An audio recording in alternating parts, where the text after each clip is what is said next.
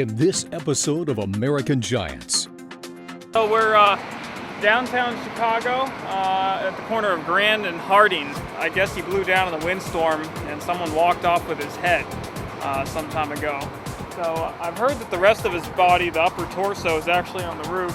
We're going to go get the GoPro out and a pole and see if we can take a look on the roof. Around 1962, a fiberglass company in Venice, California started making giant Paul Bunyan figures for businesses to use as attention getters. After a few sales and a nice write-up in a trade magazine, their business took off. Over the next 10 years, over 400 of these fiberglass giants were sold across America. Now, 40 years later, and with fewer than 200 left, they remind us of a time before digital billboards and the internet. A time when businesses used giant roadside architecture to catch your attention. My name is Joel Baker. I travel across America searching for what has become known as the Muffler Man. The places they have been and the stories they hold fascinate me. And I never know what I'm gonna find as I look for the remaining American giants.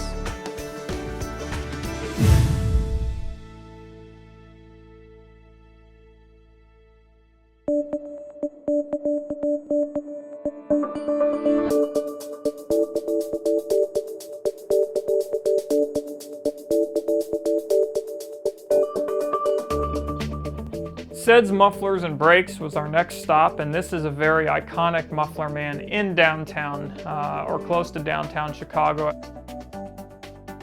This is a well-known muffler man that has stood on what used to be Ted's Auto Body Shop and now is Ceds, but they have what we call a Mr Bendo version.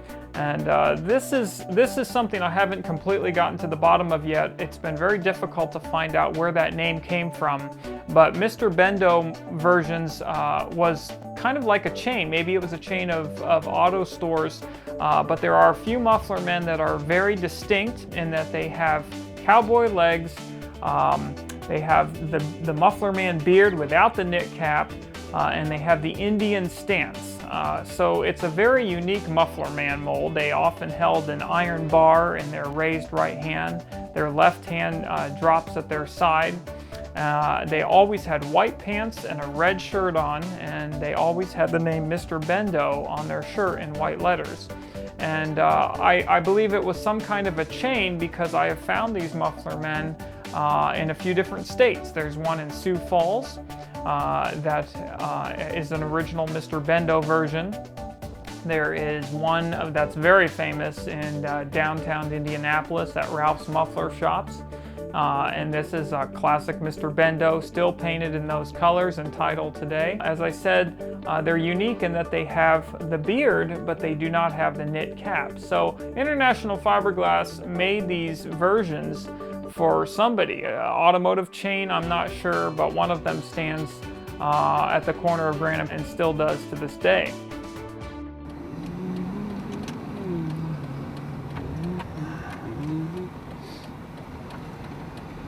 That's good.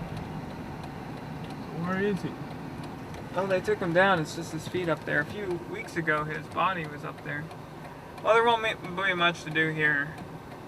Get out, get a couple shots, and keep moving. Okay. Aw, Okay. On Friday, June 18th, 2010, a big storm came through Chicago in that area where Mr Bendo stood and knocked him over. And at that time, just his pants were visible. You could see the upper torso laying on the roof along with the head.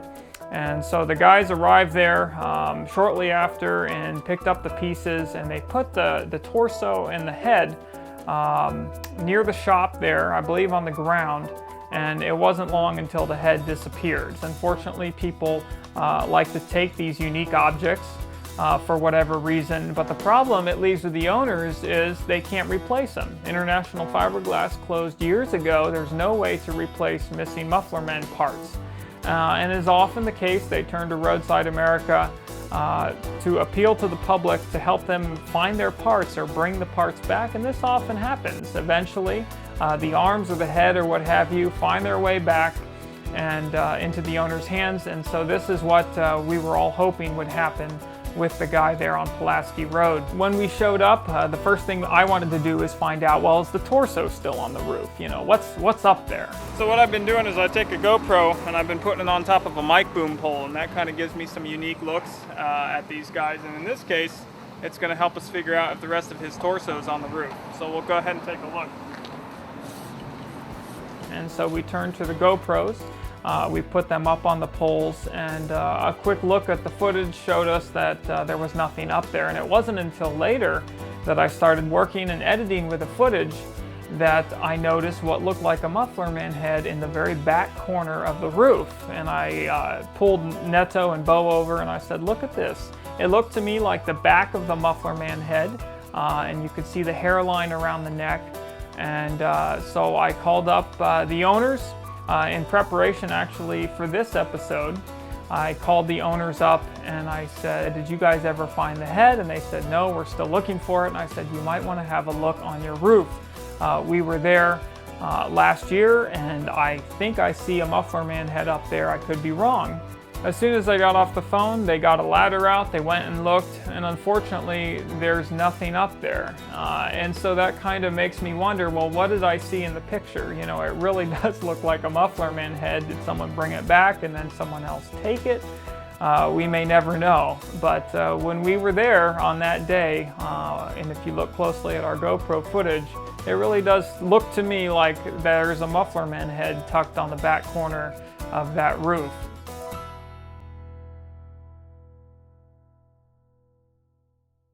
As far as we know, somebody in Chicago's got the head, and they ran off with it. So that's his story for now. Hopefully someone will bring his head back and they can get this guy back together. It'd be great to see them all back in one piece up on the roof again.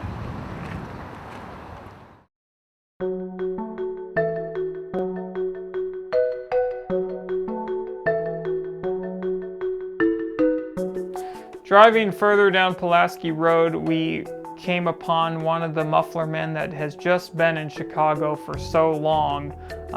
It just seems no one can remember a time when he wasn't there. And this is what has become known as the I Care Indian, I guess. And he stands there, standard Indian Brave version, and he's very old. This guy was probably ordered in the 1960s straight from International Fiberglass to advertise for what at that time was the tobacco store there. I believe this tobacco store is still there, but in more recent years the Indian is starting to advertise for the eye care center also located on that corner.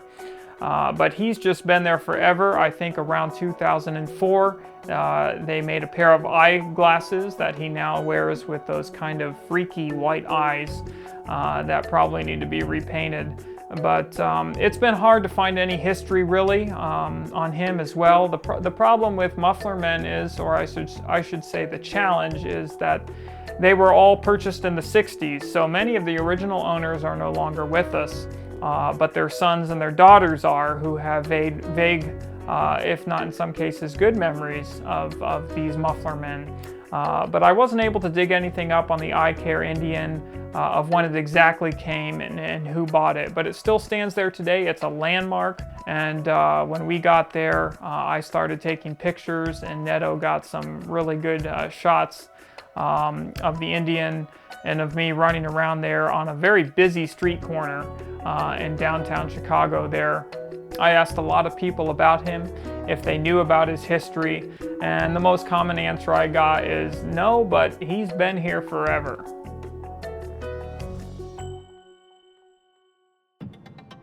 We don't know if International Fiberglass did this or if somebody else has done it since then, but he's wearing a jacket, he's got a tie, he's got raised shoulders compared to the other one. He's also holding more of a butcher axe than a nice friendly Paul Bunyan axe meant to cut trees. This one is to do some serious maiming and possibly killing. So when he said haunted trails, I sat up in the back of the van and wanted to know all about it.